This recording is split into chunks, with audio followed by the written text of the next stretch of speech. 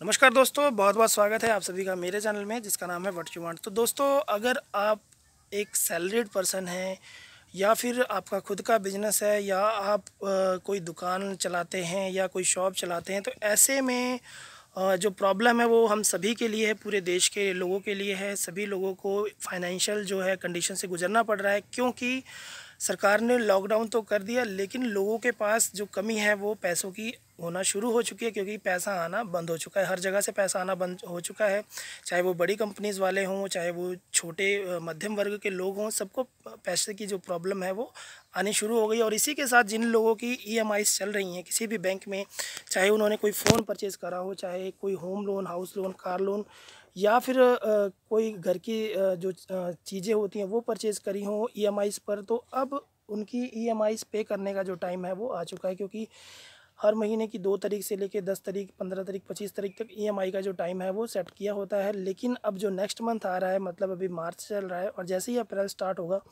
लोगों के सामने सबसे बड़ी जो प्रॉब्लम होगी वो ईएमआई पे करने की होगी। और ऐसे में लोगों के मन में बहुत तरह के जो सवाल हैं, बहुत तरह के जो क्वेश्चंस हैं वो आ रहे हैं। और इस बीच आरबीआई ने राहत दी है, बड़े लोन वालों को दी है, पर्सनल लोन वालों को दी है। और सबसे बड़ा जो क्वेश्चन आता है वो आ रहा है कि जिस किसी ने भी फ़ोन परचेज़ करा है बजाज की तरफ से या क्रेडिट कार्ड की तरफ से फ़ोन परचेज़ करा है, तो उन लोगों के लिए कोई राहत है यहाँ पर कि नहीं। तो मैं इस वीडियो में बताने वाला हूँ दोस्तों कि जो आरबीआई ने राहत दी है वो बड़े लोन वालों को दी है। अगर वो चाहें तो अपना लोन जो है वो 3 महीनों के लिए टर्मिनेट, मतलब 3 महीनों के लिए बढ़ा सकते हैं।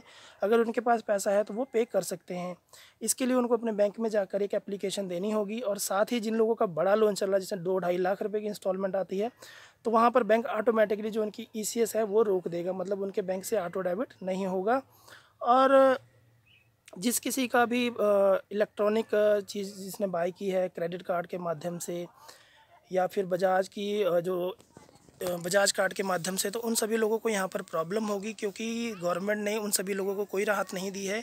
क्योंकि जो क्रेडिट कार्ड है ये किसी लोन की श्रेणी में नहीं आता है।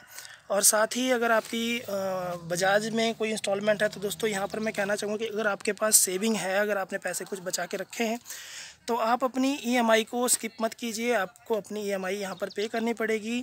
और अगर आप नहीं पे कर पाते हैं तो ऐसे में बहुत सारे लोग ये भी कह रहे हैं कि आपका जो सिबिल स्कोर है वो डाउन नहीं होगा। तो दोस्तों ऐसा नहीं है। अगर आपकी बैंक ट्रांजैक्शन के टाइम पर कोई भी ट्रांजैक्शन बाउंस होती है, अगर आपका कोई भी ईसीएस बाउंस होती है, तो ऐसे में आपके सिबिल पर इफ़ेक्ट पड़ेगा।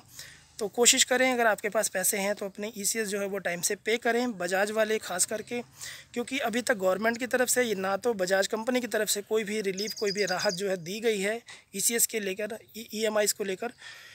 तो अपनी ईएमआई जो है वो टाइम से पे करें। और ये एक छोटी सी इन्फॉर्मेशन थी। अगर आपको लगता है कि वीडियो में दी गई जानकारी आप सभी के लिए सही है, तो वीडियो को लाइक कीजिए, सब्सक्राइब कीजिए, और कोई सवाल है तो कमेंट ज़रूर कीजिए। और मैं कोशिश करूँगा नेक्स्ट वीडियो में आपके कमेंट का जवाब देने के लिए। थैंक यू दोस्तों, बाय बाय।